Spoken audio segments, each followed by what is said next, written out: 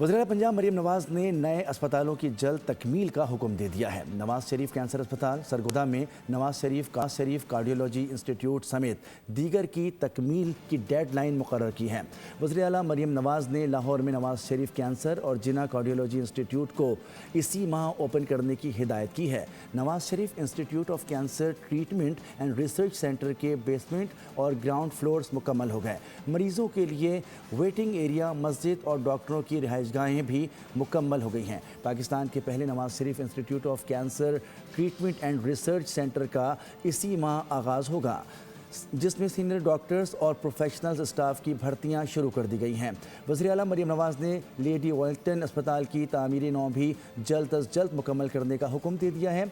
मरियम नवाज का कहना था कि Nawaz Sharif institute of cancer treatment and research centre में पाकिस्तान भर से आने वाले हर कैंसर मरीज का इलाज होगा। सब्सक्राइब करें और बेल दबाएं ताकि कोई खबर रह न जाए।